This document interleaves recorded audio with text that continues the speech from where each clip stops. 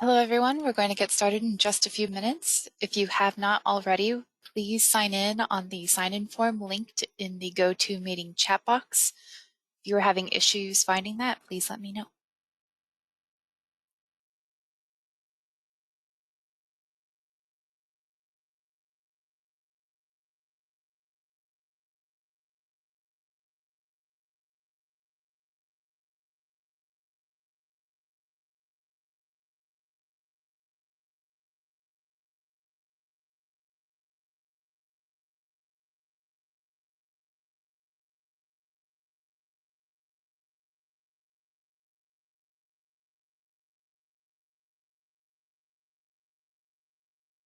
Good afternoon, you guys. Nice to see you. Afternoon, Abby. Hey, Jeff. Hope you guys had some turkey and spend time with immediate family. Yeah, had a good time.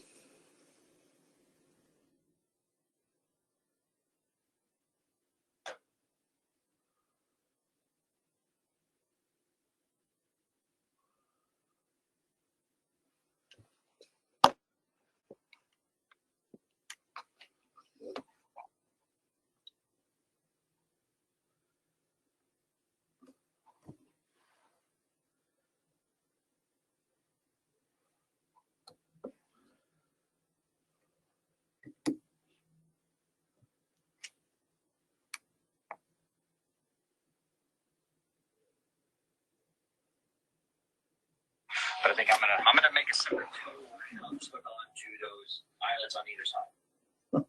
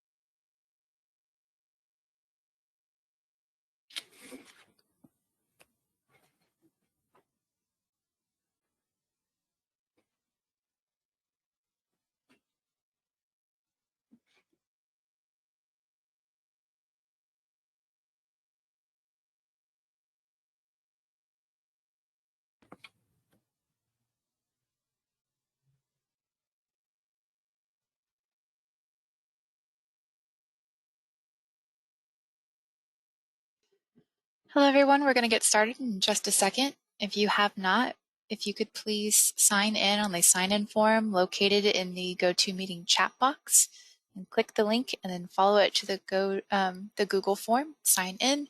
We will get started in just a few minutes.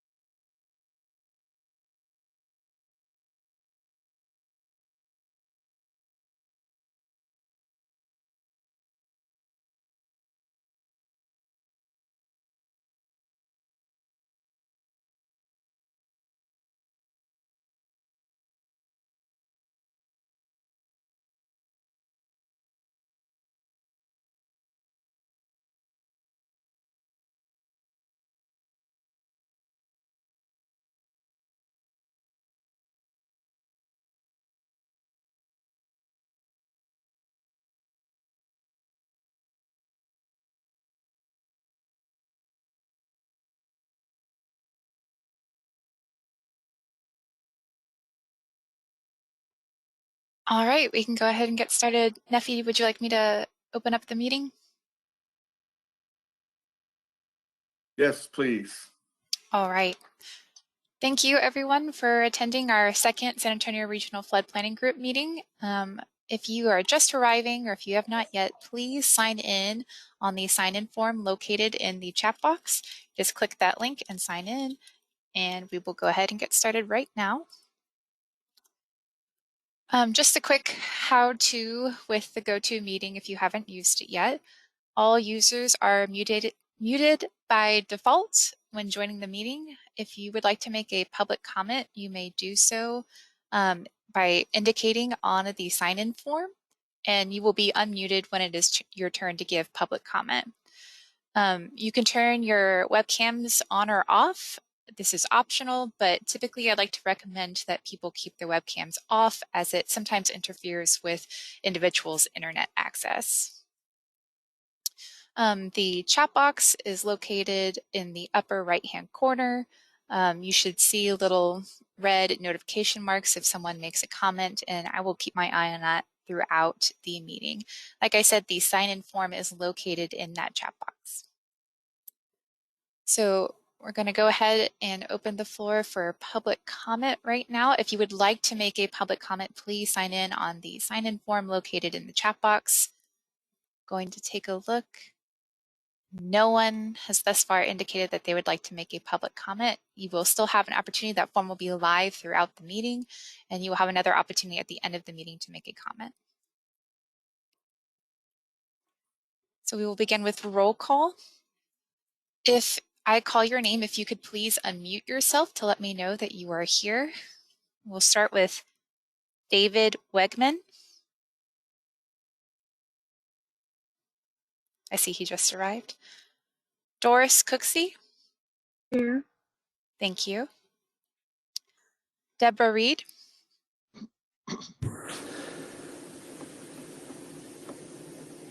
Deborah Reed. Nefi Garza. Present. Thank you. Kara Tackett.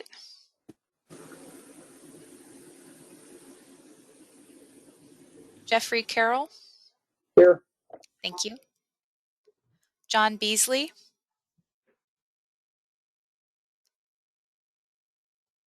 Suzanne Scott. Here. Thank you. Steve Gonzalez. I'm here. Thank you. David Mock.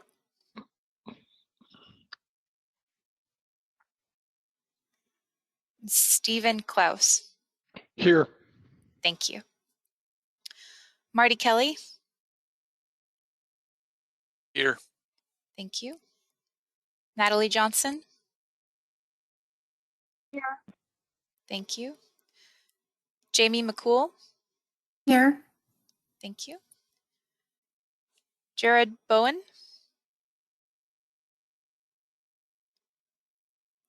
Chris Robles. Here. Thank you. Richard Baggins. Here. Thank you. And Susan Yablonsky.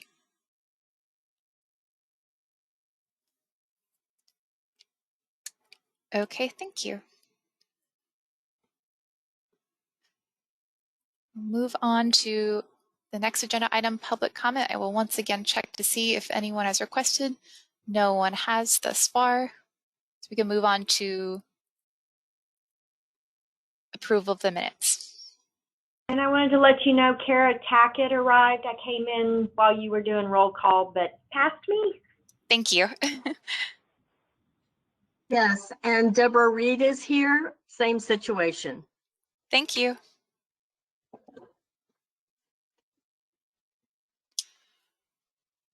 All right, Nefi, I think we are good for you to go. So are there any comments on November 2nd meeting minutes? I trust everybody received them.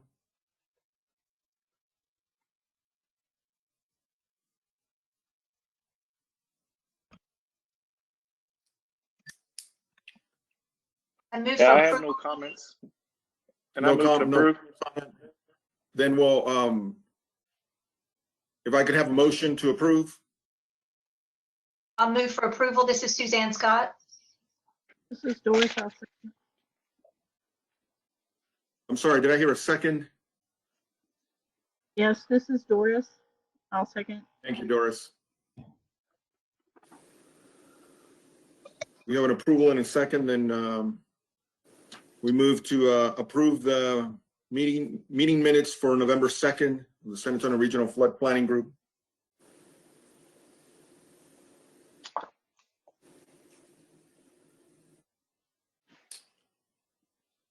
Can we go on to the next item? Yes, Richard, you will be taking over to give the Texas Water Development Board communications. Yes, so before I get started with the presentation, we have a guest today. We have TWDB board member Kathleen Jackson with us, and she'll take a minute to give a few remarks. Kathleen? Well, thank you so much, Richard, and thanks for all the work and supporting this regional flood planning group. I just wanted to, first of all, just say thank you.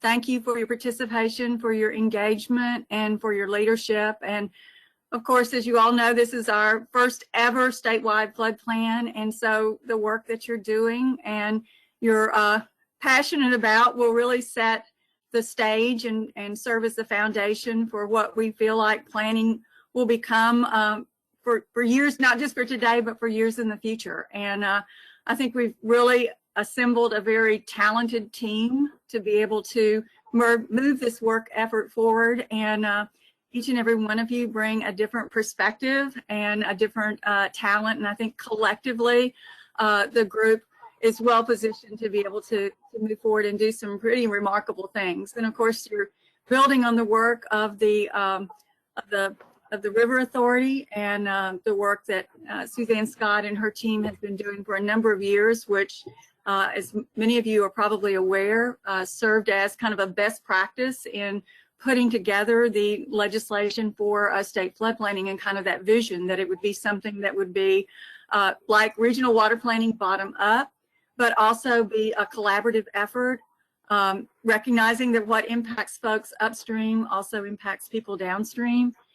And that we need to move forward and be able to address things differently than we've ever addressed them before. I mean, in the past, an area flooded and we stepped back and said, okay, what do we need to do to mitigate it? And I think what we're recognizing now is that resiliency and future-proofing our state, as Governor Abbott calls it, needs to be a different approach. We need to think about what the state's going to look like in the future and what kind of measures do we need to take now to be prepared. We may not know what's coming at us, but we need to be prepared for whatever that is. And, you know, certainly we saw the work that the River Authority and the community doing, working together and looking at all different types of strategies and projects to be able to move forward and to do that. So not one big answer, but a lot of little answers and engagement by everyone working together collaboratively to make sure that happened. As kind of the engineer on the board, I'm the director that serves in the engineering slot. I'm really excited about the opportunity we have for new and improved mapping for better data. The better the data, the better the science, the better the science, the better the policy. And certainly with the base level engineering, that's going to give us the resources that will be the tools that local communities and their consultants can use to evaluate the risk and determine, you know, what level of risk do I need to mitigate to, and, you know, a process that's going to be done in parallel with what FEMA does in terms of putting together their mapping. So something that we can use, you know, very quickly, that will be very relevant. Something that we envision as being evergreen and something that we will continue to update. So very excited that the board is a part of that. And, you know, I've told folks that we are the data repository for all water data for Texas. So I think this is a really good match for us, so that not only do we have information that can be used on the water supply side, also wastewater treatment, but now for flood. So I think exciting times in Texas, that we're working on the tools, that we're pulling together the talent, and that we're thinking forward for the future with kind of this eye on resiliency. So basically just wanted to say thank you for your participation. We are not regulatory. Anything and everything we can do to be a resource, please just let us know. We are all about continuous improvement. So any thoughts or ideas you have, please reach out, and we'd love to hear from you. And again, just appreciate everyone being here today, for your commitment to this work effort, and for the talent and the leadership that you bring. So thanks, Richard, and I'll turn it back over to you. Thank you, Director Jackson. Director Jackson, I just wanted to say thank you for those words. As a group, I know we're pretty excited to be a part of this.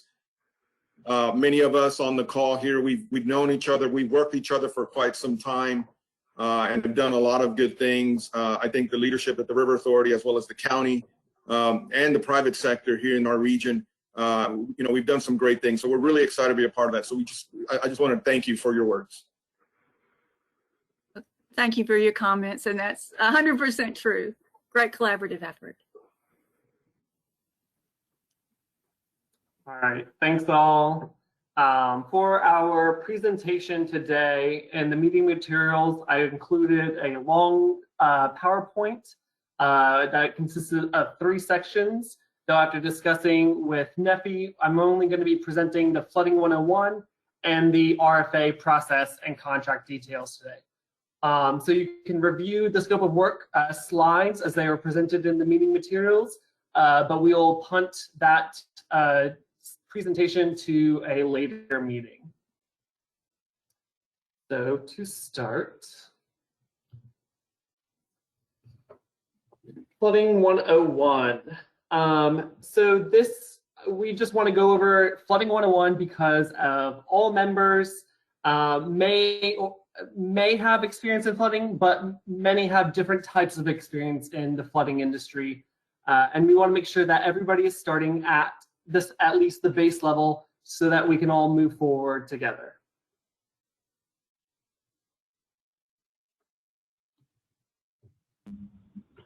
So first, let's take a look at watersheds.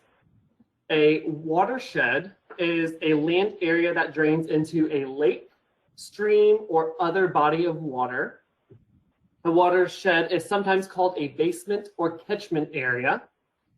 Let's say if you imagine a drop of water that landing somewhere on a landscape, a watershed dictates where the spot or in the direction that water drop will eventually drain to. The boundary of a watershed is a ridge or divide. Water from rain or snowmelt is collected by smaller channels called tributaries, which send the water to the lowest body of water in the watershed, the main channel. The size of a watershed is defined on several scales, referred to its hydrologic unit code, or HUC. Our RFPGs are based on watersheds rather than just jurisdictional boundaries. So they cross all sorts of political boundaries, and so we work with all the counties that are within the regions. Let's see, next slide.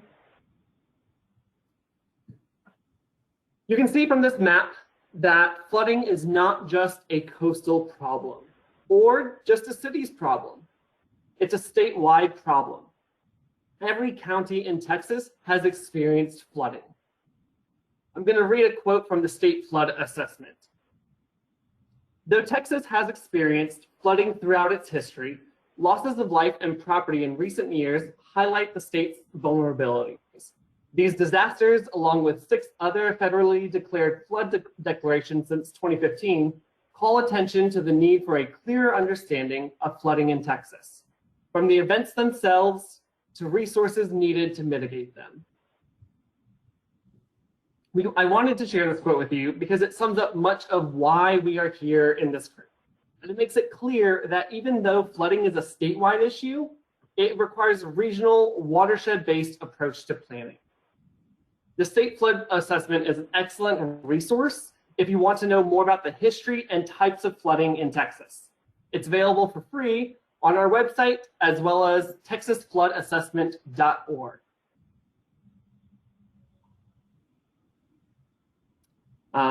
a little bit about the map, just a little more detail. The map comes from FEMA and shows the number of flood events per county since 1996, when the NOAA Storm Event Database started reporting events in Texas. The darkest blue here represents 50 or more floods. These data are from NOAA's Storm Event Database, and both are available in the links below the map. And if you have the PDF of the meeting materials, all of these hyperlinks, you can go ahead and click on them and they'll bring you to the appropriate web pages.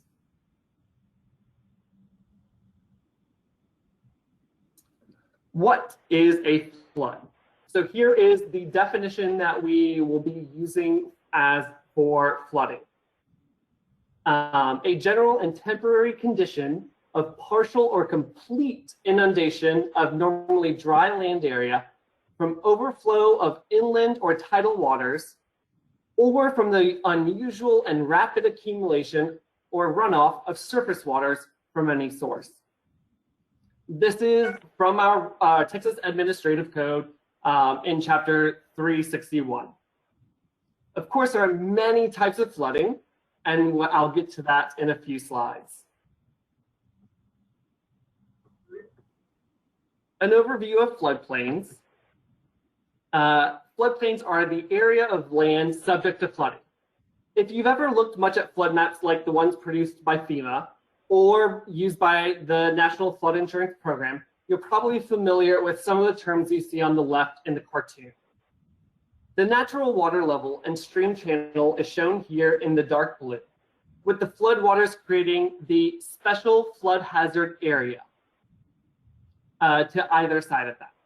Here you see the term 100-year flood, which we'll define in a moment, but this generally represents the high water level that may occur with a 1% annual chance flood event.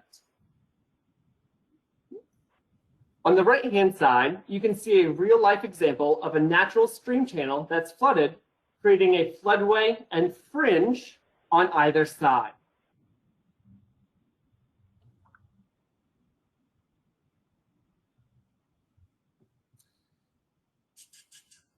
So although we see floods to be, there's typically a lot of destruction involved with flooding, there are some benefits to floods. When they're preserved in their natural state, they can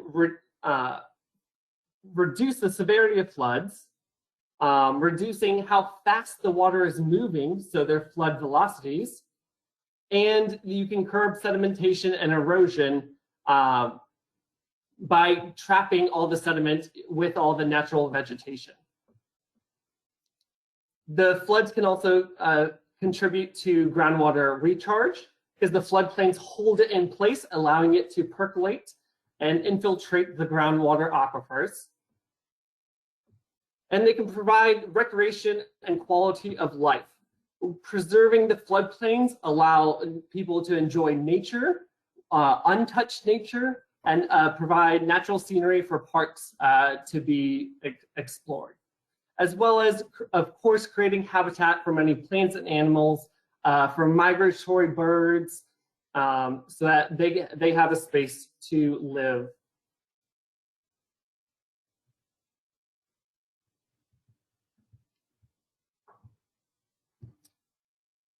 So how do we end up quantifying the amount of flooding? We can measure frequency of floods or the probability that they will in any given year. Here are two types of flood events you'll be planning for during the regional flood planning process. The first is the 1% annual chance flood event. This is a flood event having a 1% chance of happening in any given year. Probability of this magnitude of flood would be 1% in any year. You'll sometimes also hear to this referred to as the base flood in FEMA maps or the 100-year flood. This does not mean it will happen once in 100 years. Rather, it is a 1% chance of happening during any given year. It's possible to experience more than 1% annual chance event in 1 year. In this map, you can see the 1% annual chance floodplain. The area of blue will be covered by water in this type of flood event in the shade of blue. The second type is more rare. The 0.2% annual chance flood event. The probability of this type of flood happening in any given year would be 0.2%. You'll sometimes also hear this referred to as the 500-year flood. In this map, you can see the 0.2% annual chance floodplain in orange. And notice how this is a flood of greater magnitude, and while more rare, it will flood a much larger land area than the 1% annual chance flood.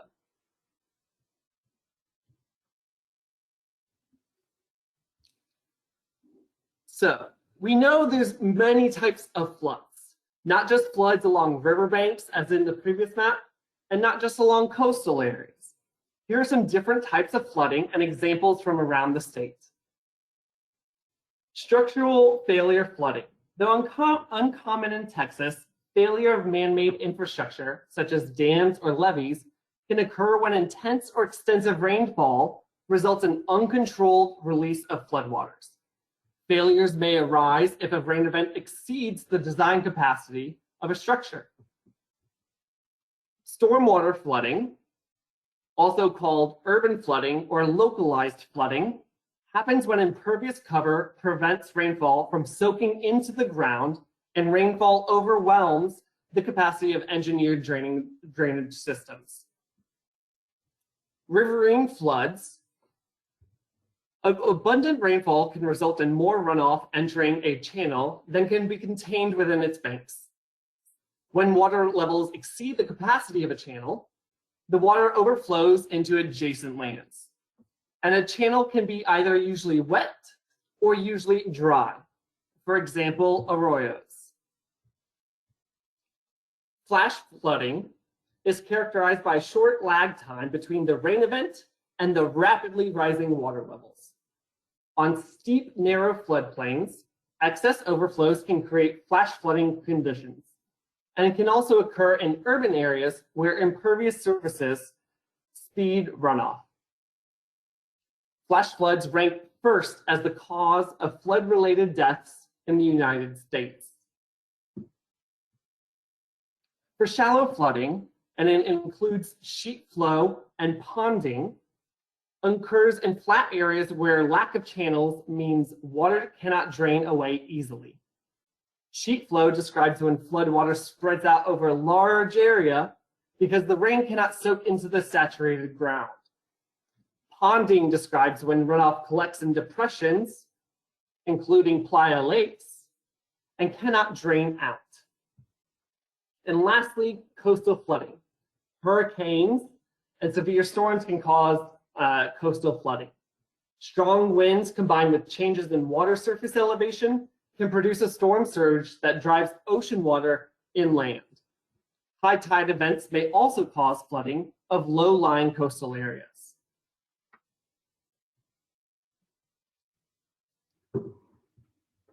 So what can we do? There are a few ways we can do to mitigate the effects of flooding. And here's just two examples. On the left, mangrove trees along the Texas coast help create wetlands that not only help stabilize shorelines and absorb storm surge, they are important nurseries for our Gulf Coast fisheries and ecosystems.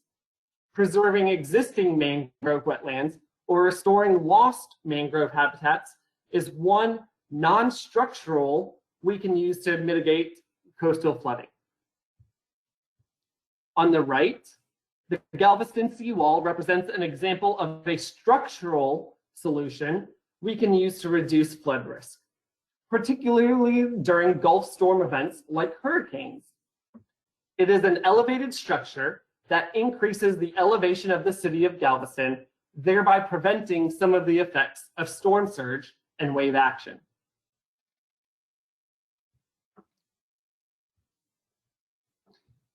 So here are a few more examples of structural solutions to flooding, all of which are infrastructure projects that move, contain, or change the flow of water. On the left, you can see the, forgive me if I pronounce this incorrectly, the Anzalduas Dam on the Rio Grande River near Mission, Texas. In the center, storm drain systems in urban areas help collect storm runoff and divert it to stream channels as the water falls on impervious surfaces. On the right, you can see the stream bank stabilization project intended to prevent further erosion of the stream in Austin, Texas. When flash floods or stormwater flows quickly into this previously natural drainage.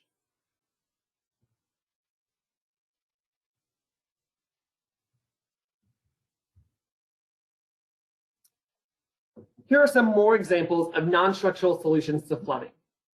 On the left, you can see some homes that survived nearly 20-foot storm surge of Hurricane Ike, thanks to the new building requirements of 18-foot elevation on the Bolivar Peninsula in Galveston County.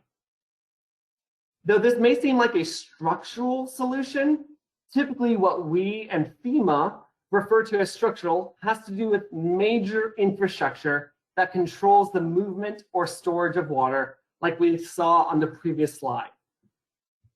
In the center, you can see an example of the Turnaround, Don't Drown campaign, a public education program to teach people not to cross flooded roadways. Educational campaigns and flood warning systems are examples of non-structural solutions.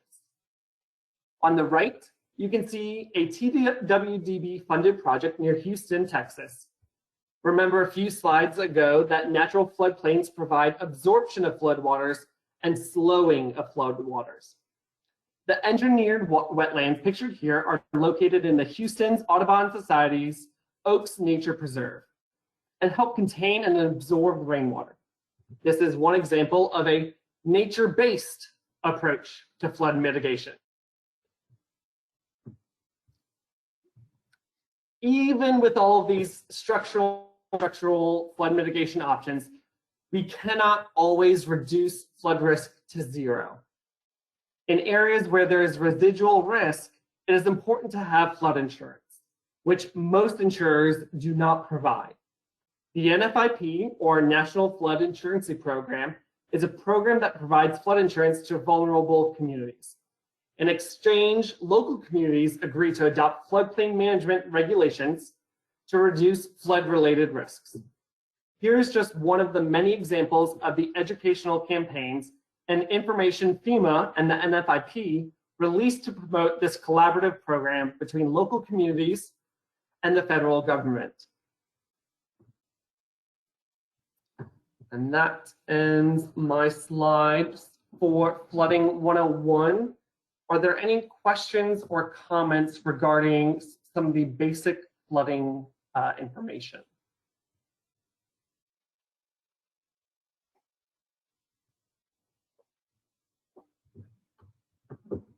No, that was good. Sounds good. If you guys are ready for the nitty gritty now for the RFA. So now that everybody has kind of a basic level of understanding of floods, I'm going to transition our topic into what are the contracting process for you as a regional flood planning group. Okay, so we're going to switch our brains over to the request for applications process and contract details. So you have seen this general, very overview timeline back in the orientation meeting in March. The first meetings were held in October and November, and then we're going to be contracting execution with the SARFPG planning group sponsors in February and March. The RFA was just posted on November 19th. The RPG sponsors will solicit technical consultants anytime in early 2021. So anytime in January, February of next year. The tech memo, which is essentially like the halfway point of the planning process, is scheduled to be due on January 2nd in 2022. And your final draft regional flood plan is due to the TWDB of August 1st of 2022.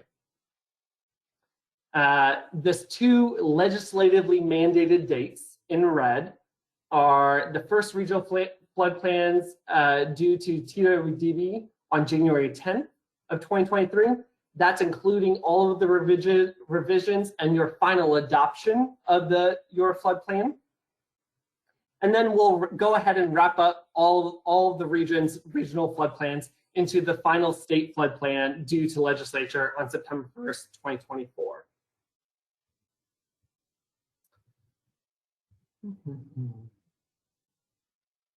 Richard? Yes. This is Debbie Reed, and I had a question about the solicitation for the technical consultants. Are there specifications on that document that will be sent out? So for solicitation of the technical consultant, which I'll go ahead and explain now. Since you guys already took action at your first meeting to authorize your planning group sponsor to engage in a contract with the TWDB, the planning group sponsor is during this RFA process right now. At the same time, the planning group sponsor can go ahead and start soliciting for technical consultants, following their own procurement process. And so they can go ahead and start soliciting now.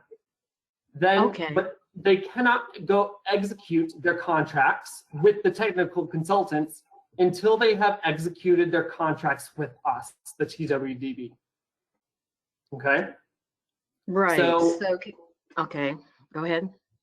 So the planning group sponsor Sarah needs to submit their RFA application to us by January 21st, 2021. Okay. And at the same time, they can go ahead and start soliciting technical consultants on the side. Great. Will we have an opportunity to look at that solicitation before it's sent out? Yes, following the planning group sponsor, as a group, you guys have the power of decision if you want to request it. And I'm sure Sarah would be very glad to go ahead and pass it through the group. Okay, so I need to contact Brian. Yep, and I'm sure they'll send out the solicitation beforehand. Brian or Caitlin, you can confirm.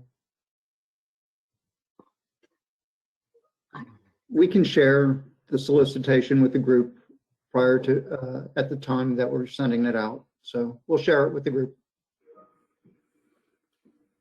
I'd appreciate that. Thank you. All right, so a little bit more about this RFA is that we had a budget for all regions of 19.5 million. And we had to break that down, and I'll show you in a couple slides of how that money was broken down. The applications of the RFA will be processed as received. So as soon as the applications are received, if you get in early, we'll try to execute the contract as quickly as we can so that you guys can get your technical consultant contract executed as quickly as you can as well afterwards. We just need to have all contract executions done by March 31st of next year. And make sure there's a lot of documents that were associated with this RFA posting. And so you can go ahead and see all of the associated documents, which is the next slide, on our regional flood planning website. So if you go to the TWDB website and to flood planning, there's a first planning cycle documents tab within flood planning. And you can go ahead and there's all these links here. So you can go through posting, the instructions, the checklist. We also posted the draft scope of work, which identifies all of the 10 tasks that need to be completed, as well as the task budget, because we broke down your overall budget of the 19.5 that was allocated to your region, and then broke it down even smaller by task, and the board item where that was approved on November 19th. So within the 15 regions, that 19.5 was split up, and your region was allocated 1.295 million. And with that 1.295 million, in the draft contractor budget, we have broke it down as a suggested breakdown per task.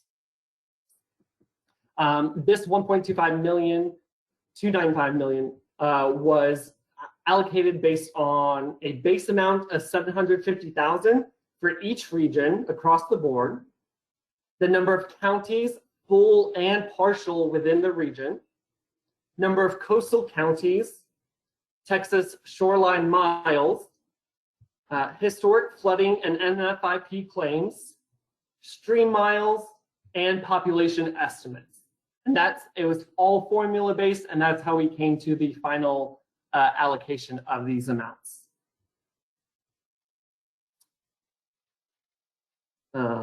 Just anybody, and that's it, just a very short overview. As things kind of get moving on, we'll continue to update you into more and more detail as time goes on. Does anybody else have any questions regarding the RFA process?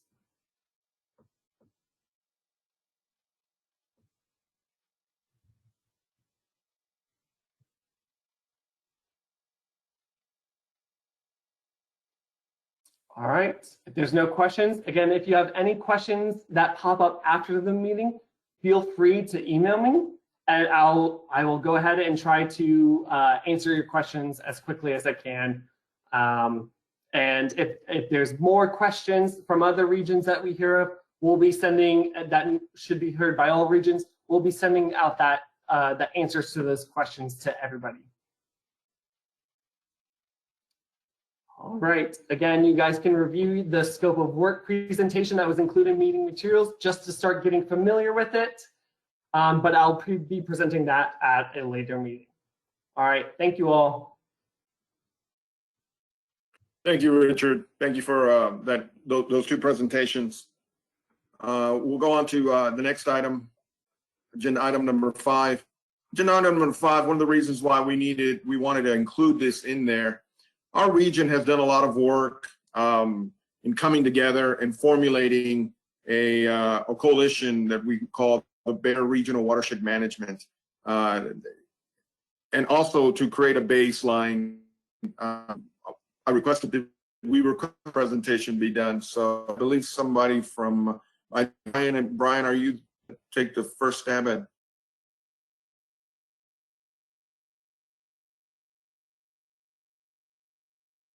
I can. So following major floods back in '98 and 2002, Bexar County Judge Nelson Wolf and leaders at the San Antonio River Authority and the City of San Antonio came together and created a virtual flood control district, so we didn't create new bureaucracy, but we created new ways to communicate and outline where we best operate, who had the technical capabilities to bring mapping and modeling to the table, who had the capabilities of funding projects, in that what scales of those projects would we want to implement. And next slide, please. And so in standing up the committee and standing up the Bear Regional Watershed Management group, we created several committees. And the first one is the Committee of 7, which involved, that's kind of it's the second tier there in the gray box. The Committee of 7 included elected officials from the county, 2 from the city, 2 from the San Antonio River Authority, and then 1 suburban city representative. And they provided the policy guidance to help us get the committee stood up and make sure that the channels of communication amongst our entities were functioning appropriately. And then we had the management committee, which was made up of technical experts at the leadership level of the general manager of the San Antonio River Authority, the director of public works for the city of San Antonio, and the director of public works for Bexar County. And the management committee meeting is open to all the suburban cities as well. And many of those public works directors or elected officials also attend the management committee meeting. And then we had several other committees. The Watershed Improvement Advisory Committee was a stakeholder-driven group that gave advice and advised on ongoing bond projects by the city of San Antonio and the county's $500 million flood improvement program. And so they were highly engaged, provided feedback, and oversaw those projects as they were being implemented by those particular entities. The other piece of this, we had some ad hoc committees. We have a watershed technical committee that was made up primarily of engineers that got into the mapping and the modeling and what that entailed. We had a water quality focus group, another group that focused on illegal dumping that was occurring in our watershed, and how do we address each of these issues collaboratively and making sure that we're not duplicating our responses around the greater Bexar County region. And next slide. And these are all the participants that have been part of the BRWM since the early 2000s. And next slide. Oh, as you see on that slide, CPS Energy and SAWS have also participated in this process as well. More on the Watershed Technical Committee, staff to staff working groups level. And next slide. And this is the coverage of the BRWM. Got a lot going on, very urban focus. Next. And the goals for the goals that were set forth by the committee of 7 were improve the quality of life for the citizens of Bexar County, raise awareness of flood control and water quality projects and programs, educate and inform about flooding, water quality issues, and flood insurance,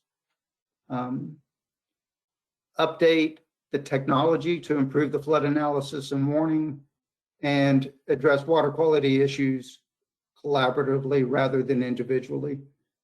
Next slide.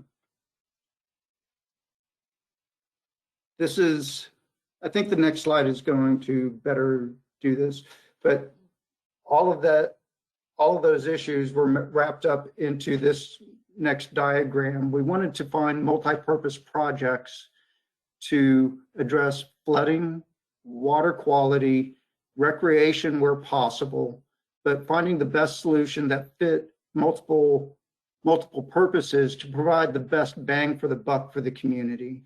We wanted to find projects and implement projects that were meeting multiple goals of our community. And this is the process in which we undertook. One, creating that technical data upon which decisions could be made to identify the best multi-benefit projects. The River Authority took on creating watershed master plans that identified flood damage centers, water quality issues within the watershed, and then recreational opportunities overlaid those as well. The we identified regional scale projects that the city or the county who have the capability to implement such large projects through their funding mechanisms, they took those projects on either through the city bond process every 5 years, or as I said, the Bexar County Commissioners Court adopted a $500 million flood mitigation plan and implemented projects through that. We created a prioritization process, project prioritization process that had a score sheet that I identified the best projects to move forward. Implemented, you look at the project operations afterwards, and then post-project implementation, continually update the flood models, mapping, and make sure that we're capturing all the development that is occurring in our communities to make sure we're providing the best information for future development as well as future project identification and circular process as you see here on this slide. And next. So through this process, over the last 20 years, the River Authority has invested approximately $40 million in flood mapping, watershed master planning, and watershed science to support the BRWM. The River Authority, as many of you know, we have the capability of doing the technical side of, we can identify the technical issues, but we do not have the capability through our statute to actually implement capital projects, to fund capital projects. So we were really seen as the technical arm of the BRWM. Bexar County has a flood control tax, and they utilize that to implement regional scale projects. And as I've mentioned, the $500 million 10-year flood program that they've implemented and actually completed at this time. And the city of San Antonio over the last 20 years has invested approximately $425 million addressing some regional scale flood projects, but also the more localized urban flooding concerns throughout the city of San Antonio through their bonds of 2007, 12, 17. And really the experts that can tell the story are here with us today, with Neffy chairing the Regional Flood Planning Group, David Wegman, and Suzanne Scott. And I turn it over to them to really provide the story of the background. That is what I've just provided was kind of the technical components of the nuts and bolts of how it worked. Thank you, Brian. If I could just quickly add, I think this partnership has really benefited, and speaking from the city of San Antonio perspective, it's been great to be able to, whenever we're making decisions on projects, whether it be on our yearly budget or through the bond, as it was mentioned, it's always great to be able to have that technical committee and ultimately the management committee that I can take these projects to them, get them vetted, get them reviewed, that ultimately when I'm going to the public, when I'm going to city council and standing in front of the mayor and explaining why we've chosen that, to have the support of the BRWM has really been a great thing for us. And Neffy, this is Suzanne. If I could add, I think also the collaboration on the mapping, the flood mapping and the modeling that we've done over time. Of course, we started early on with a big investment at the beginning of this partnership, but then now the River Authority is sort of updating all that information now. But the beauty of this program is that this has been a continual process of updating flood maps, flood models that feed the policy decisions that are made at the city and the county level and some of our suburban cities as well. So we're able, through this partnership, the River Authority also received delegated authority from FEMA in order to do now local reviews of development changes in the floodplain so that we can more rapidly respond to the development that's occurring. So I think that because of the partnership that we've done and the success of the partnership here, it has really allowed us to be able to be more responsive as the community continues to grow.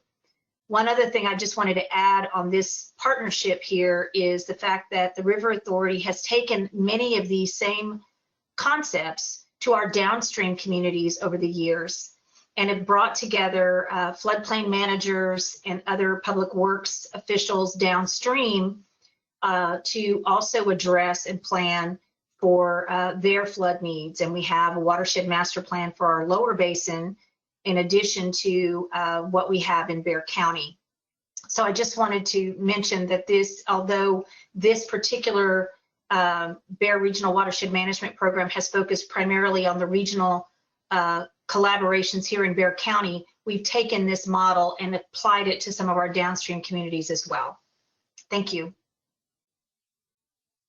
You know, Suzanne, to add to that, I think it's also important that we recognize that, you know, we always talk about the BRWM, we always talk about the agency partnership, but, you know, one of the big outcomes out of the BRWM has been able to help us, at least the city, set up certain standards of modeling, certain standards of higher standards, even above those that are available at FEMA. And I just got to mention that it's also been the participation of the private sector and the nonprofit sector that goes out and builds and constructs some of these projects. Because of the BRWM setting the standards, because the BRWM helping us understanding the modeling criteria, the private sector engineers that are working on development and doing all that work, they're the ones that are following these standards. So I got to say that it's been beneficial, not only just from the agency side, but I also see it from the private sector side as they're getting floodplain development permits or even building these projects, building to the higher standards that we have set because of the BRWM partnership.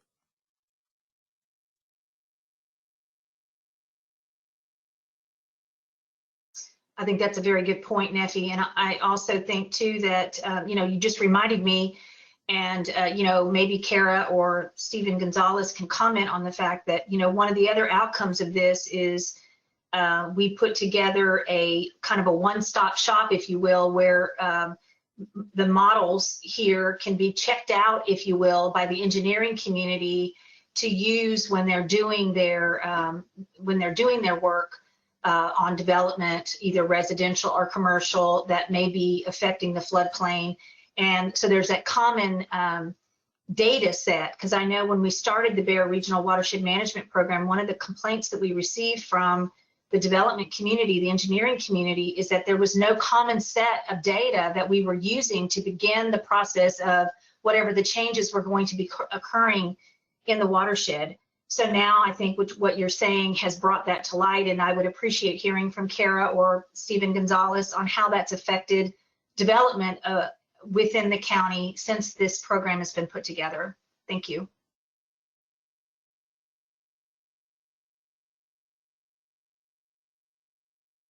I can go first if it's all right with Kara.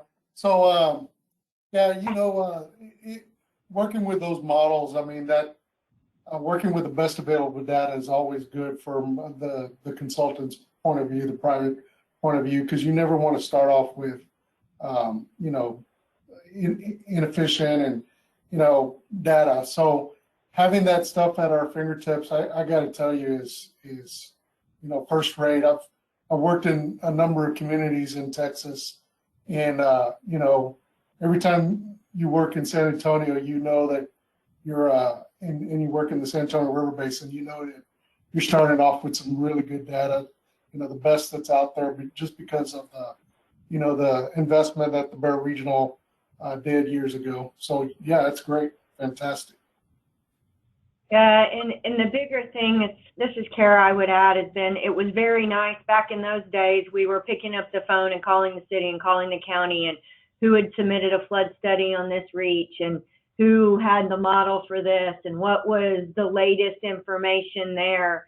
we utilize and the value of that central repository so much is we even have a training of our brand new engineers. This is where you can go and look up data on that project you're doing development on. And this is the starting base point you should do. So we teach each of our brand new engineers, where company-wide land development as well as in the drainage group, where to go find the data, how to utilize the data, what it means. And so it's great having that repository. At some point, just a question, are there ongoing activities and modeling and work that the Bear Regional Watershed Management Group is working on that our group should be aware of or that feed into our efforts? You know, beyond just the updated model, Suzanne, that the River Authority is doing now for Atlas 14, or Neffy, or their other city initiatives, or Dave, you know, Bear County? Are there things that this group is doing that will feed into what the flood planning group is going to be doing? Well, I'll start with what I know the River Authority is working on, and then you know, Neffy and I would welcome Neffy and Dave to add to it. But currently the River Authority is updating all the maps and models based on Atlas 14, but also any of the kind of, I always call it sort of all the development that's happened over the years. We're sort of stitching those together to also update the maps and the models to make sure that it's reflecting all of the development that's occurred, in addition to the Atlas 14 rainfall data changes that have occurred. And of course, this group can be briefed on that activity that Sarah has been doing. Also, we're using that data to then update you know, one thing I think would be important to understand is there are some different approaches to how the modeling and mapping is being done this time as compared to last time. Which I think would be important. Again, you know, we're trying to be as cutting edge and using the best available data and best available approaches through this process. I mean, things have changed a lot since we did the maps over a decade ago. So we want to keep it current with the best science. So we're taking a different approach. What I think is going to be important for this committee to understand, one. And then two, we're taking that information and then updating the master plans, the watershed master plans that were talked about in that cycle that Brian mentioned. And then that will allow for us then to update, you know, where those damage centers are, be able to look at even greater areas, because we're not only doing the main stem, we're doing the tributaries. Remember when that was explained? We're really trying to branch out into the watershed. What the original idea here was, we focused a lot just on the main stem because there was so much information we needed just on the river, the major creeks and the main stem of the river. Now we're able to do a little bit more modeling out into the watershed. Again, just providing more and more data, more and more complete information. So that's kind of what the River Authority's been working on, just making it more complete than it was at the beginning and better granular data. I mean, the resolutions of the data is so much better. We know more about topography. We have more, just better data is creating more accurate products for us to use in our decision making relative to infrastructure as well as development.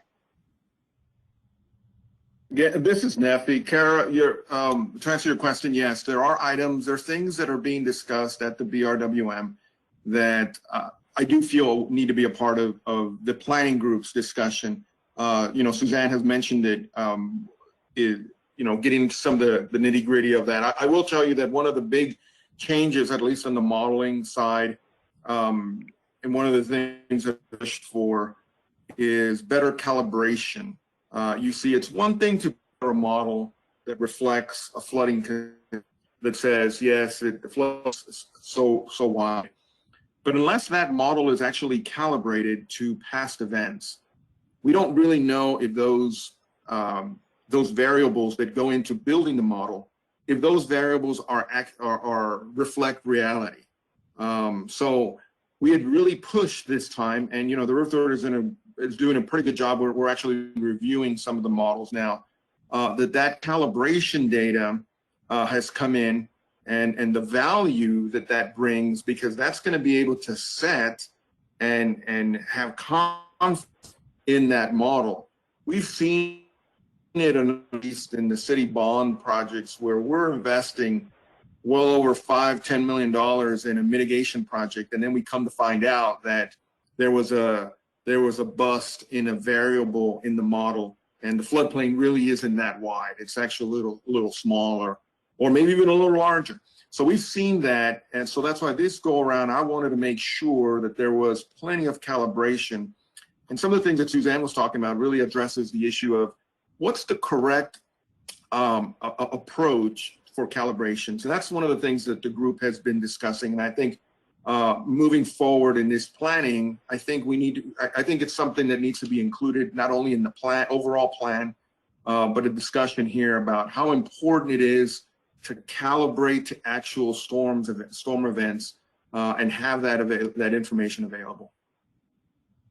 I know the county, Dave, I know you were a part of this in having projects, investing and doing projects, and then coming to find out that those projects, it was probably something easier. Maybe you can share with us, David. Yeah, as we're in the middle of our $500 million 10-year flood control program.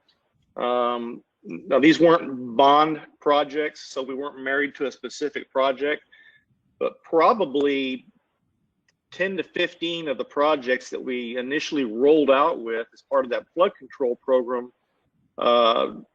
we ended up, after going through preliminary engineering with better LiDAR data for the mapping of the floodplains, et cetera, finding out that there was just inaccuracies in those mapping efforts, and the number of inundated residential and commercial structures was nowhere near what we thought it was. And so we were able to really reduce the scope of a lot of projects or move on to a more effective project. So what Sarah is doing right now, along with technical staff from the county and city of San Antonio, is super valuable. Having a good understanding of, like you said, validating and verifying what these actual floodplains are going to be vital to us being able to move forward. In Bexar County, as the entity that implements a lot of large regional projects, it's going to be really, really valuable.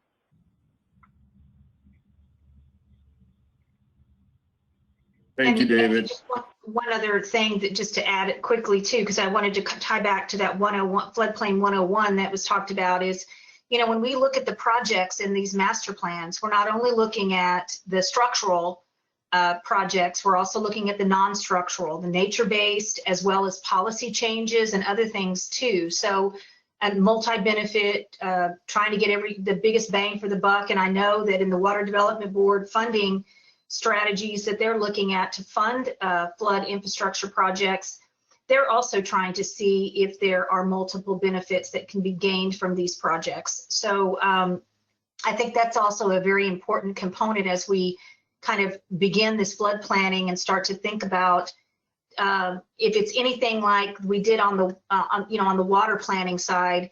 You really want to try to look at these projects in totality so that you understand the greater benefit that you're getting. So for every dollar invested, what else are you getting? If you're getting water quality improvements, or you're also getting some nature-based improvements, or you're getting some recreational opportunities, other quality of life, all of those things allow, because public funds are very limited, and we all want to make sure that we're maximizing that investment. And I know that the state will be looking at the same thing. So that's why the idea that we've started here, we're looking at multiple benefits, will be important as we move forward as well. Thank you. Yeah, that's true, Suzanne. And I know that we've reviewed those scoring criteria for projects within those damage centers numerous times. Our watershed technical committee with our technical staff spent a lot of effort going through those and vetting those scoring criteria. And I certainly think from a statewide sense, instead of having to reinvent the wheel in 16 separate regions, there's a lot of information that I think we could be able to share with those other regions and use as a springboard for a statewide plan. Thanks, David. I was just hoping that that would be made available. And Suzanne, I really appreciate your comments. And this is Debbie Reed. about looking at the multi-benefits, and hopefully, I know we have in the watershed plans a lot of damaged centers, and going up into further up in the watershed and taking a look at what can be done with smaller projects in those areas where we may have more options for using some natural channel design and green infrastructure. Thank you.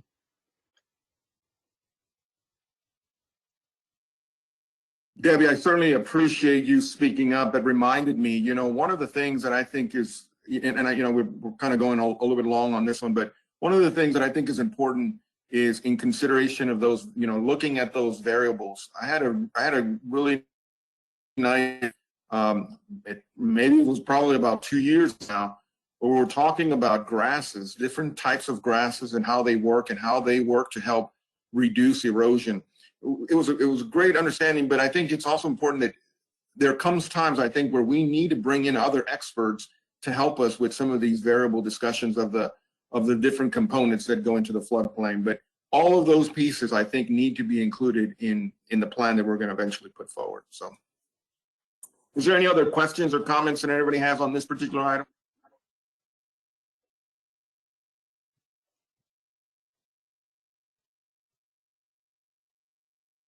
If there isn't anything, then we'll move on to the next item on the agenda. And Caitlin, I think you have a way of how we're going to do this. Or? Yes. So we need to vote on these vacancies that we have in the executive committee. Right now, we have vice chair, secretary, and 2 members at large. And in order to do this virtually, we have to get a little creative, and we will be voting through Google Forms. So I think it would be best if we did it one at a time. So we'll start with the vice chair. I also sent out an email to all the planning group members so that you will have access to this Google form through email if you aren't on the GoToMeeting program right now. I'm also going to place it in the chat box right now. I will update this live. So what will need to happen is we will get nominations from the floor. We will take those nominations, put them into the Google form. Then all the planning group members and planning group members only will click the form, use it to vote. It's anonymous. Once all the votes are collected, I will be able to announce who won that position. So let's begin with nominations for vice chair.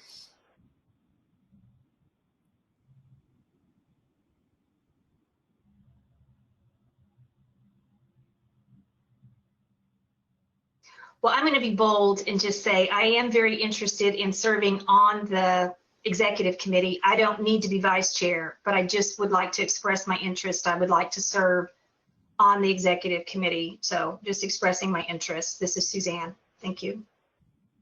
This is Steve Gonzalez. I nominate Suzanne Scott to be vice chair. I second that. Debbie Reed.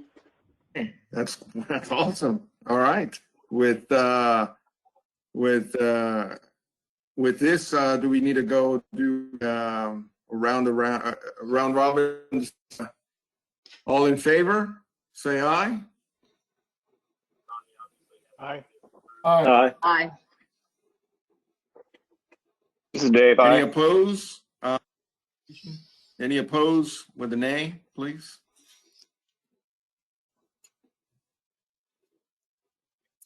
That being said, then we move forward. Congratulations, Suzanne.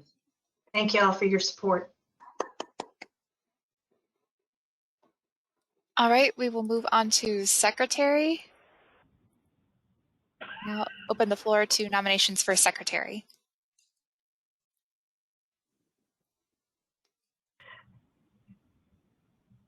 I'd like to nominate Kara Tackett to be secretary.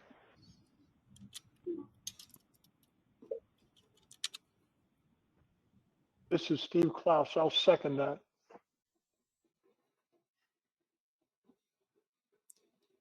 Just a note, nominations don't have to be seconded or confirmed. Nominations are just on the floor. And then once the votes are all tallied, that decides who the elected official is, not. Oh, Yeah. Thank you. I've added Kara Tackett to the voting form. Is there anyone else?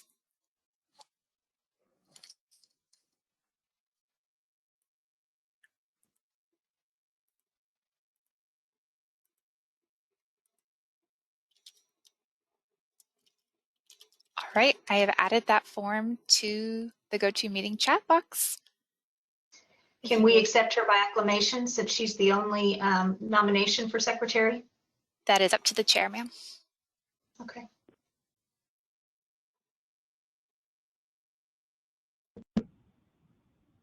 I'm sorry, could you repeat? My internet kind of broke up there. I just asked if we could accept her by acclamation since she's the only nomination for secretary. Oh, yes.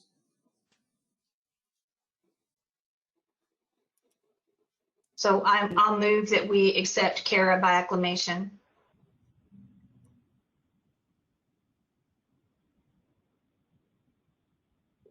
Do we have a second?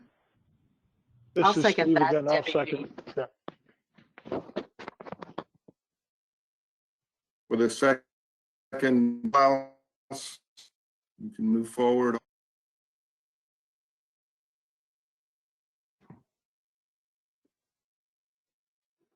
All right.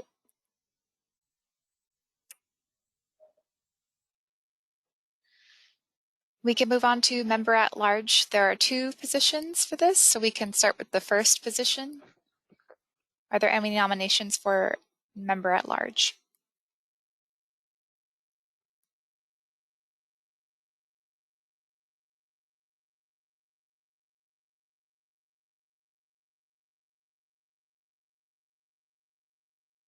Is anyone interested? Dave Wegman, Jeff Carroll. I'm like going down the list here. Dave Wegman's an excellent choice. I nominate Dave Wegman. This is Steve Gonzalez. Thank you, Steve.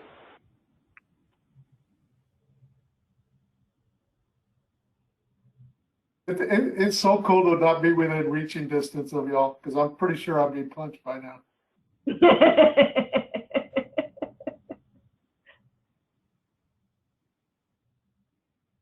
No, I'm good with it.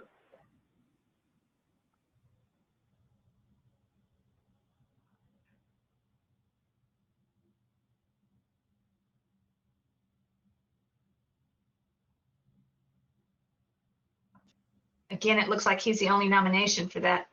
So We need Neffy, 2 of those, or just is 1 sufficient?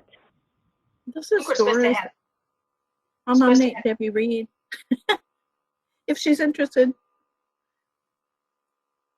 yeah, I was going to suggest Debbie for the other one as well, but I didn't know if she was interested or not.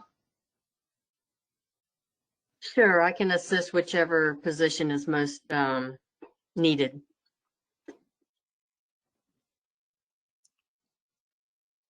Well, with that, that's a great idea. So we're looking at the 2 at-large members, David Wegman and Debbie Reed. Is that correct? Yes. I believe so, Neffy. That looks like the only 2 that we have so far.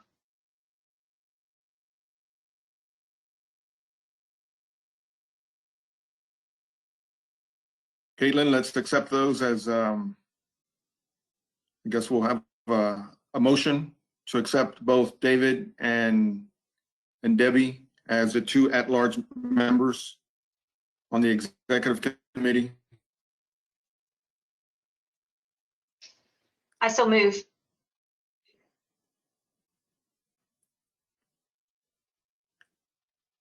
Second. Can I get a second? It's Kara, second. Kara? Well, then we'll proceed. We'll proceed with those 2, David Wegman and Debbie Reed as members at large.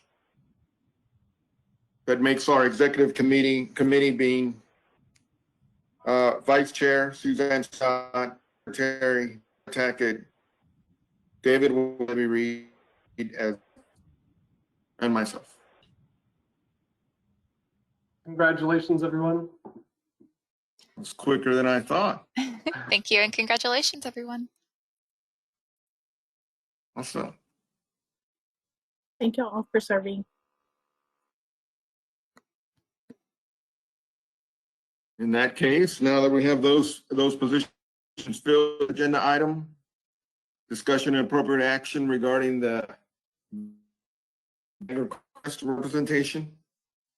Caitlin, do you have information on? Absolutely. Thank you. So the notice for solicitation for agricultural interest representation for this planning group has gone out to all of the county clerks that are within our region. There are also a few interested parties that are on the call right now attending this meeting. And right after this, if you have continued interest in filling this position, please reach out to me and I will give you the application form directly and we can move forward from there. At the next meeting, we will be voting on confirming the representation for this interest party.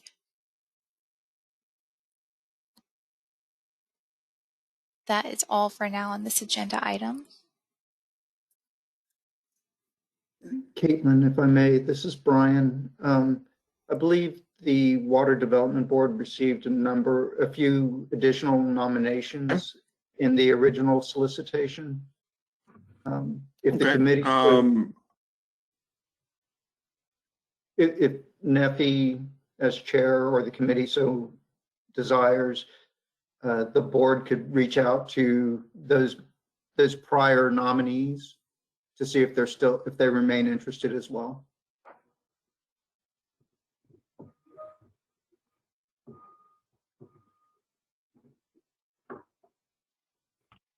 Brian, do you mean they were nominees in other categories that weren't selected, or they were in the agricultural category? They were nominees in the agricultural category. There was, in the initial round, there was someone selected. However, they had to decline the appointment to the committee, but there remained, I believe, 3 or 4 additional nominees from that first round that the committee may be able to reconsider.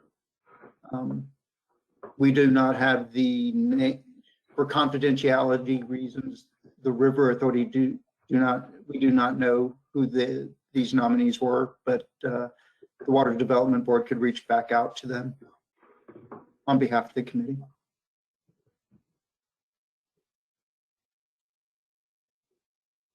Richard, is that a possibility for the board to reach back out to those individuals who had previously applied or submitted resumes for, or had requested to be represented?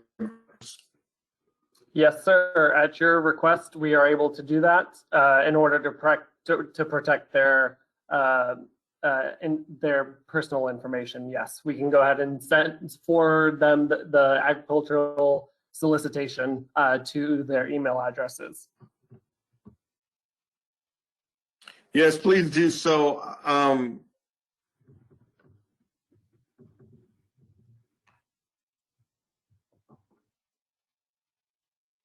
I don't know if his internet cut out or not, but I will go ahead and forward the solicitation this afternoon. I will tell you, and I'll share this with all of you. One of the, as I've thought about this, one of the concerns had good information in. Right. So I think we had great work or great information within our urban settings. I am concerned about our rural areas and having good information there. So that's part of the reasons why I want to make sure that the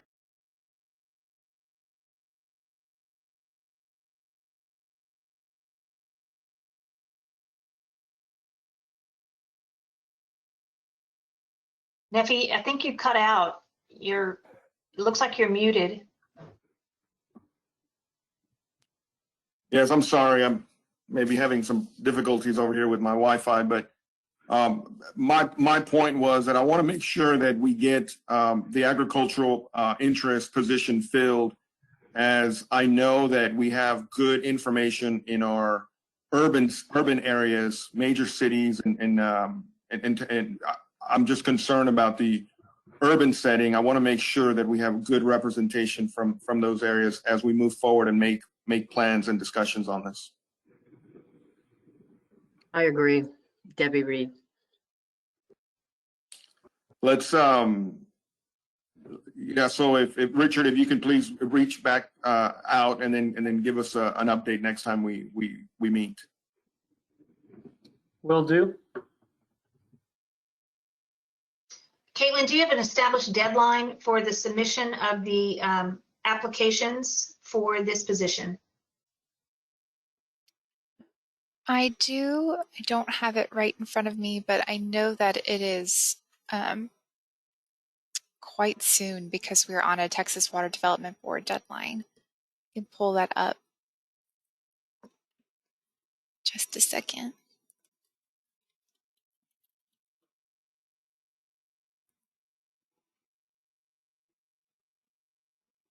The other thing that I would request, Caitlin, if we can make sure if there's a web link where people can apply for this, if you could also share it with the board, as if we know of other folks that may be interested, so that we can pass that along.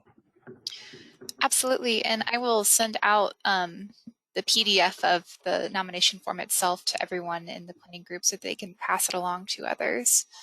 The nominations must be received by 5 p.m. Wednesday, December 30th, 2020. Just a bit of information on where those dates came from in the model bylaws, and including all the changes that you guys made into your adopted bylaws. The solicitation needed to be held open somewhere between 30 and 45 days. And then the executive committee needs to review all applications within 10 days of the application deadline.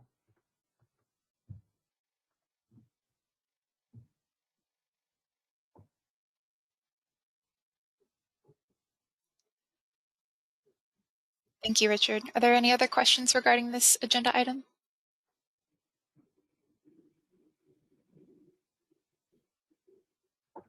All right, we will move on to agenda item 8, discussion regarding a Region 12 public website. So this is a requirement by the Texas Administrative Code to have a landing site for all of our documentation and give information to the public about how they can attend our meetings and the meeting materials that we have. We are currently in the process of standing up a website here at the San Antonio River Authority, but I wanted to provide an example of what it would look like by using our website for the Region L planning group. Oh, pulled up in another.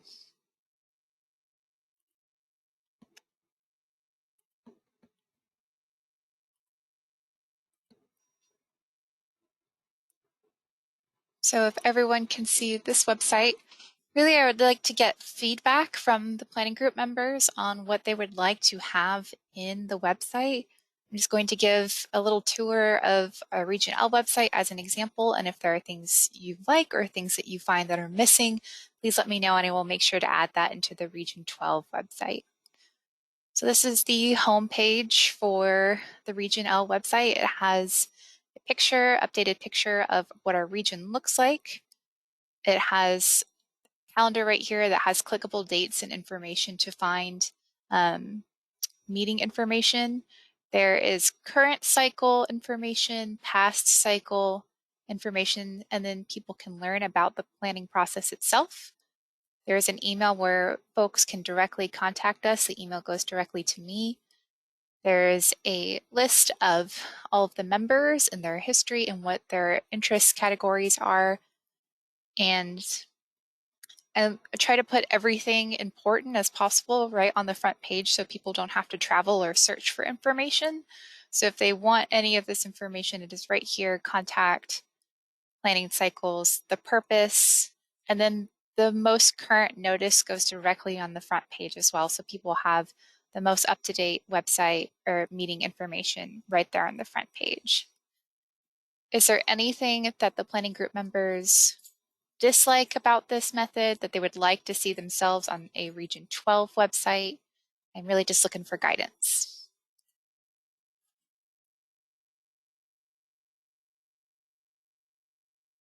Caitlin, one question about the website. Can this website does it have a secure area where members of maybe voting members can upload reports or information that can then be shared out in a draft format that can then be shared out with the public? Is there an ability to upload information is what I'm asking? There is an ability for me to upload information as the administrator. I don't know if we could open it up to planning group members. I'm not sure if you would want that to have some sort of approval process from the executive committee or from the planning group members themselves first, or if you just want it open-ended for all planning group members to be able to upload things at any time. I think maybe what he's referring to, Caitlin, is if we have a call for documents, for example,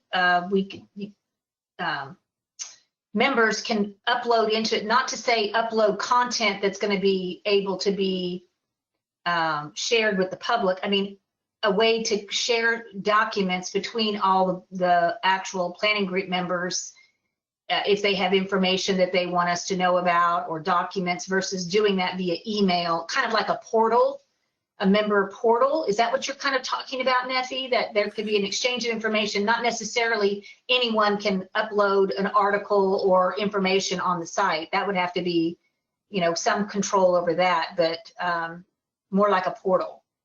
Yeah, we could almost That's exactly what I'm looking for.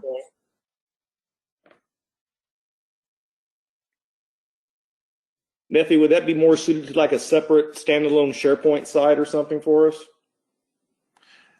I'll share with you my thought process on that. Is if we're having a presentation, let's say down the road we have we want to talk about I don't know, if Debbie wants to share with us a certain presentation and it's a very large file, instead of email it to everybody, is there ability she can just post it up on this site, and so it would be more of a sharing presentations or reports that would be applicable for our use, that could then, of course, with the proper procedures, then we can publish it. But something of a portal like that. I can definitely look into that. I'd have to double check with the Open Meetings Act to see if there may be an issue with having committee members sharing this information without posting or going to a meeting. I will double check on that. But if that is possible, we can absolutely include that in the website. I will just get some more information and get back to you.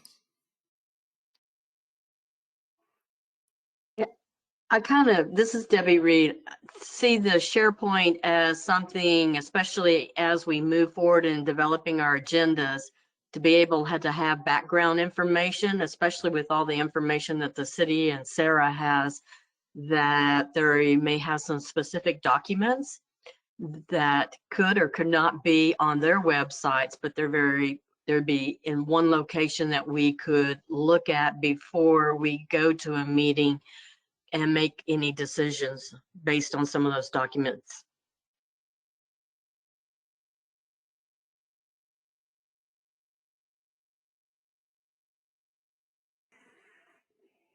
I can absolutely double check. From what I know of the Open Meetings Act, I feel like this would have to be something that is also available to the public. I don't know if members would be able to privately post information only for planning group members. It may have to go through me specifically, but like I said, I will do some investigating into this and then get back to the planning group members to see if this is an option. And Caitlin, if not, then maybe the we could have a resource page where if there are documents, like Debbie is saying, that may be buried down in Sarah's website or buried down in the city's website, but we kind of want to pull it up in a place where it's a resource page. I know that the River Authority has done that with like the River Improvements Project site and our San Pedro Creek site, where there was just additional information that may not necessarily be a presentation, but it's a resource document to give information. For example, if someone wanted to see a sample of a watershed master plan that the River Authority's put together, sure, it's on Sarah's website, but you may have to, it may be 5 or 6 clicks in, but if you wanted to have an example of that, you could have an example watershed master plan on the resource page for Region 12, just to show examples of what a watershed master plan look like. Something like that, a resource page that planning members or the public could go to see other documents that are just informing and providing background materials. Absolutely. That would definitely, if it's available to the public, that would definitely be within the Open Meetings Act. And maybe a way to work around all of this is if we have the resource page, whatever resources or information planning group members would like to post, they could send to me directly, and then I could post it on the resource page, and then just copy the link from the website itself and send it out to the planning group members, notifying them that this new resource is available. I think that can work. I think that can work. Okay, I will absolutely work on making that happen. Is there anything else that people would like to include on the website? I just wanted to make sure, will I'm assuming that there'll be meeting announcements and the agenda will be posted on this site also, right? So Absolutely. we could send people to it? Okay, yeah. Absolutely.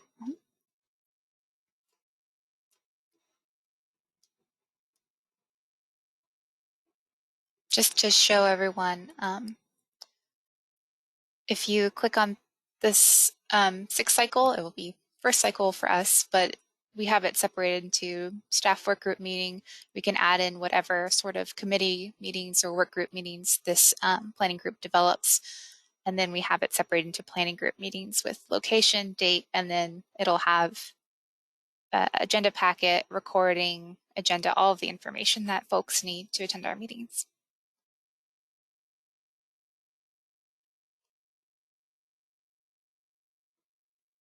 Caitlin, will you also post any kind of the solicitation, for example, for the technical consultant, that RFP? Would that be also linked to this site?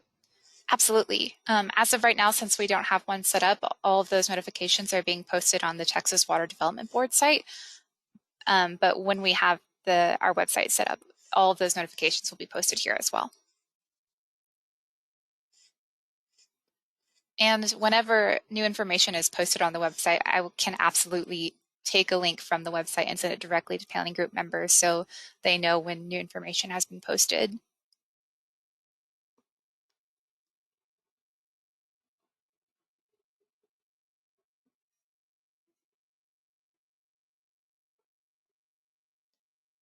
Any other questions or concerns?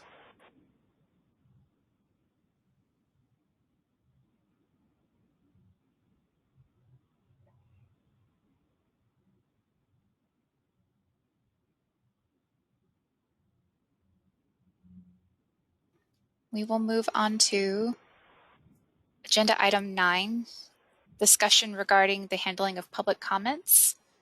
So we're required to have a set of rules of how we will handle public comments coming into the planning group to be read at public meetings, and it is up to the planning group members of how they would like to handle this. Ways that Region L has done this that has really worked for us is that we have speaking options for public comments at the beginning and the end of the meeting. And people have opportunity, if they think of something during the meeting, they'll have an opportunity to speak at the end. If they know what they want to say right away, they can talk at the beginning. They can do written comment and have the administrator read the comment out loud for them at the meeting, or they can speak it themselves. Are there specific ways that this planning group would like to handle public comments?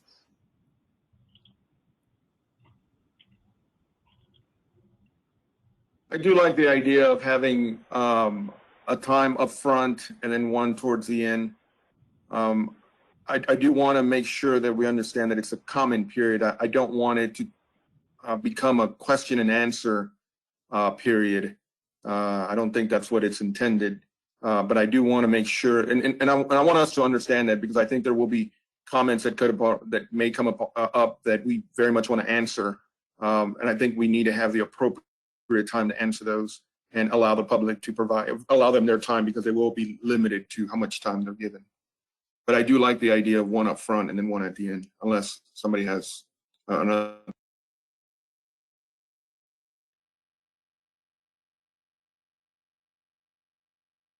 I like the before and after also. This is Debbie Reed.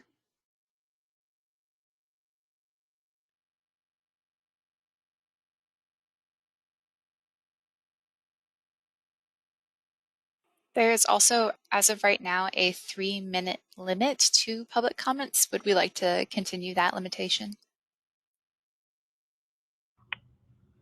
This is Kara. I would say yes, we continue to stick with the 3-minute limitation per speaker.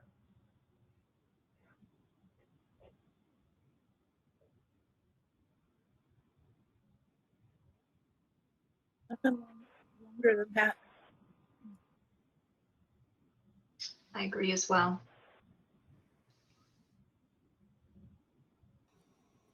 Okay, thank you. If there's no further discussion, I think we can move on from this item.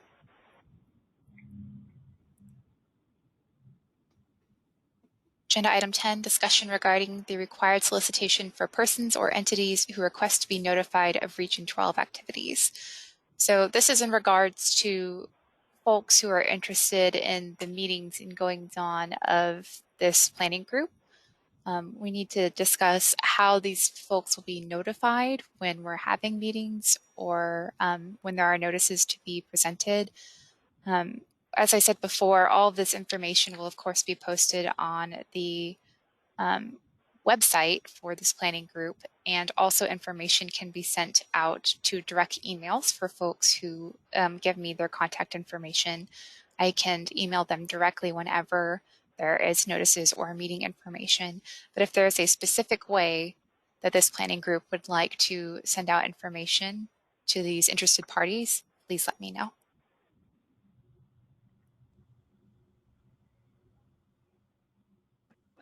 So the board has the ability to do somewhat of a listserv so that people that are interested has an easy mechanism for adding their emails to the listserv. Is that correct?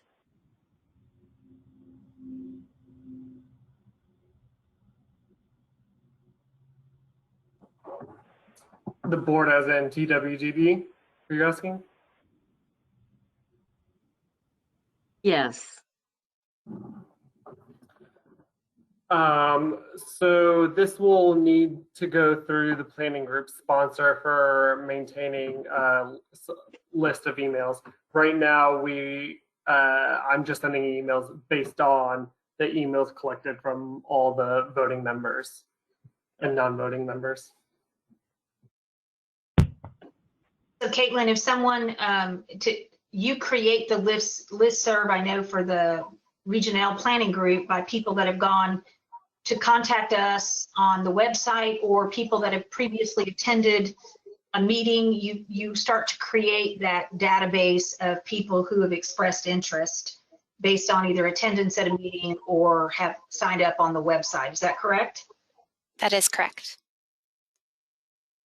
So I would suspect that if we, to respond to Debbie's comment about creating that listserv, I think if we use the website to get people to sign up, but also if we already know of entities, the members of this group that know of individuals who have expressed interest or who have been involved, we may want to send some of those or ask those people to email Caitlin directly, because Caitlin, when do you think you'll have that, the email, the website up and live? Probably within the next 2 weeks. Because the only other way that people would know that that site is live is if the River Authority is going to do some sort of promotion of it, through social, through, doing some public press releases to let people know that the website is now live for our planning region. We're really going to have to get the word out, because otherwise it'll just be those of us that are, have been involved here, and we may not be able to expand it out. I think the idea here is, if you truly want to have a good, public process, we need to get the word out that that the website's live. If people want to get information, how to access the meetings. And then the other question I was going to ask you, Caitlin, is I know that when I don't know I know the meetings that we did of the Interregional Planning Council that the Water Development Board hosted through a webinar. There were two different links. There was a link for the voting members or the actual members of the Interregional Planning Council, and then a different link for those members of the public that were attending. It appears here that it's all the same link. Is that correct for everyone that's attending? And I'm just saying, is there a limit if we do in fact get more, particularly while we're meeting remotely, if we do get a lot more public interest, are we going to get to a point where it's too cumbersome to have the it's not to say that it stops public comment, because obviously the public can watch, they can participate. We had a lot of public interaction on our Interregional Planning Council. It was just two separate links, and I just was going to ask about that.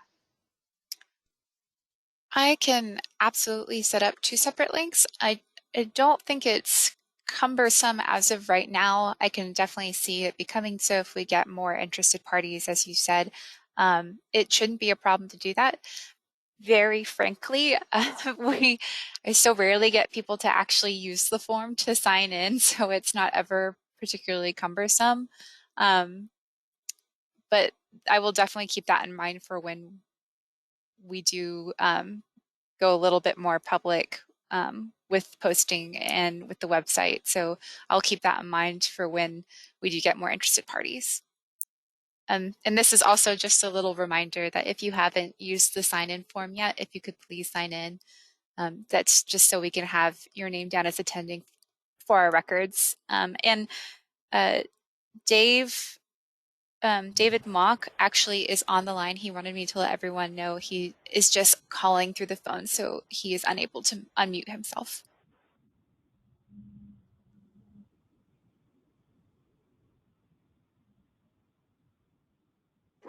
Caitlin, this is Debbie Reed. I just wanted to verify, you want the members to do the sign-in form also? Yes, please. That just confirms for our records and our data keeping that you have 100% attended the meeting.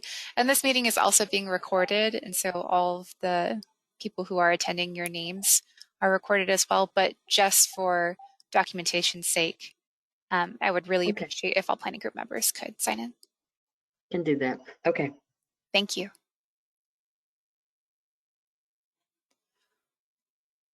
Are there any other ideas or questions that people have on notifying entities?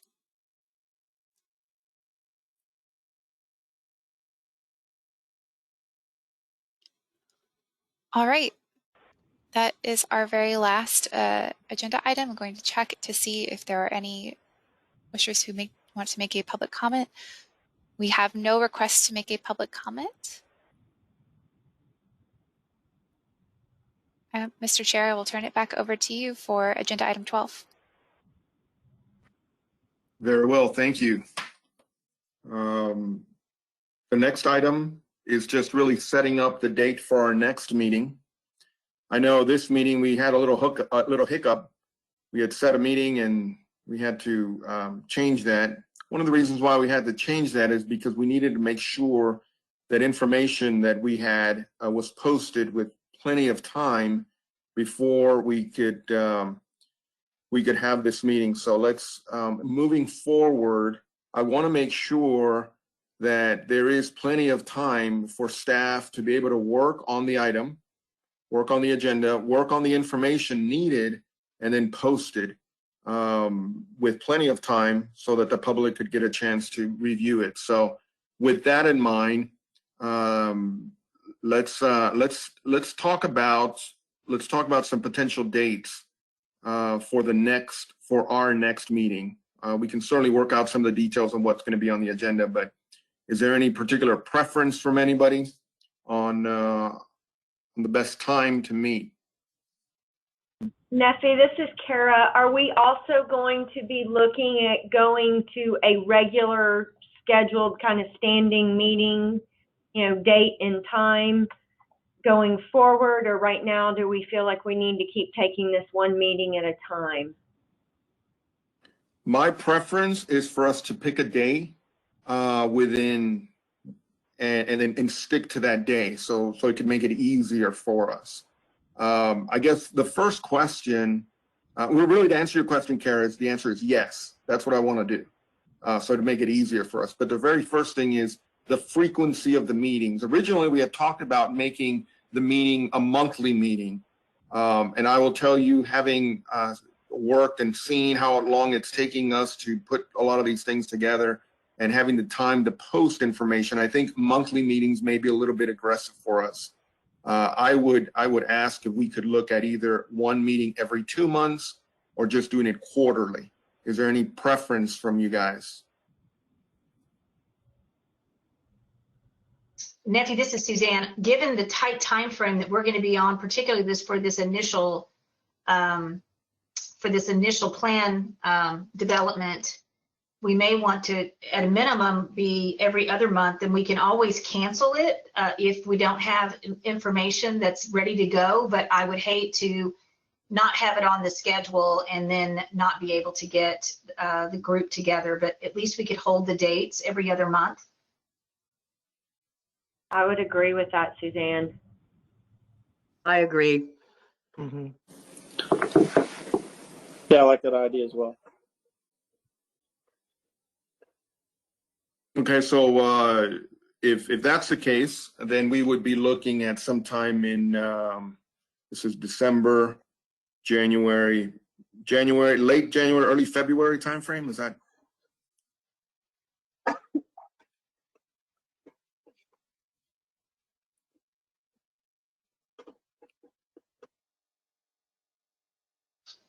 think that would work. Are there any kind of, I know last time we tried to do this, there were certain dates that, people had standing meetings that we had to avoid. I was just wondering, based on the group, are there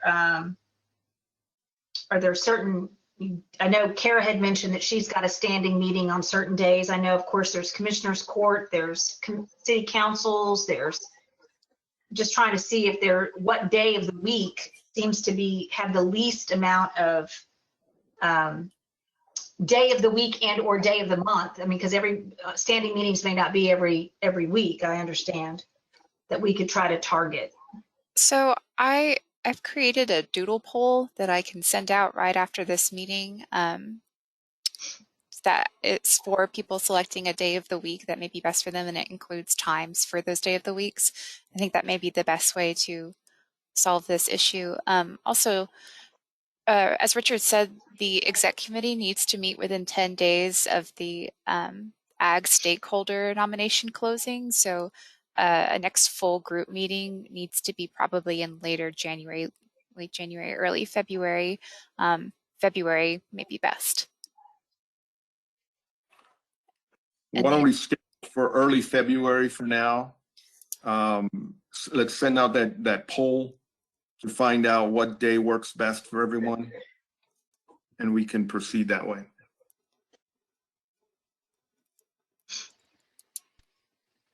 Wonderful.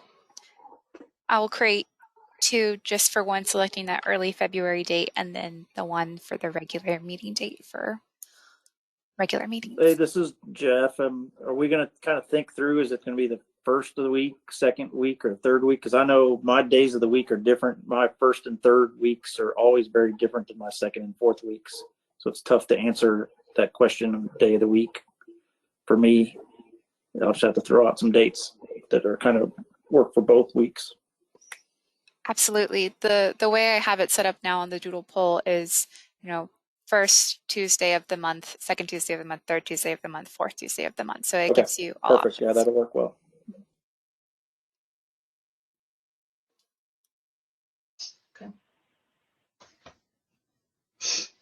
Any other discussion on this, on item 12?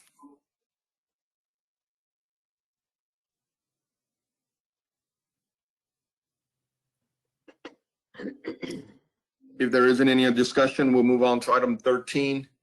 Item 13 is adjourning this meeting, concluding this meeting. So if I can have a motion. Neffy, just one quick question. Should we go ahead and, for the executive group, the time to meet after the ag submittals are in on the 30th?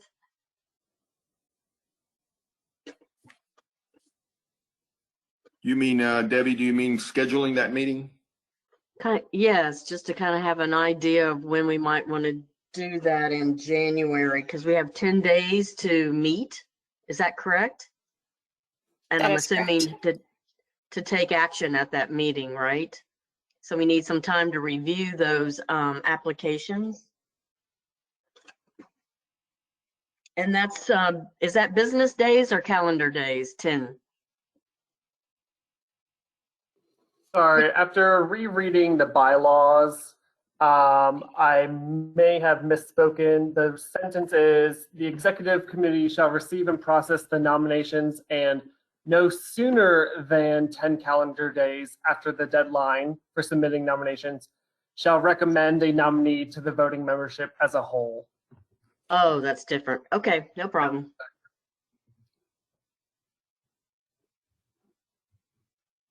My mistake, as in my memory, I thought it said no later than. So we will schedule that meeting appropriately. Once we have those dates, we will schedule it and work with the executive committee. And we can coordinate that through emails, I believe. Any other questions for discussion? If not, I'll entertain a motion to adjourn. I make a motion to adjourn. Second. And a second.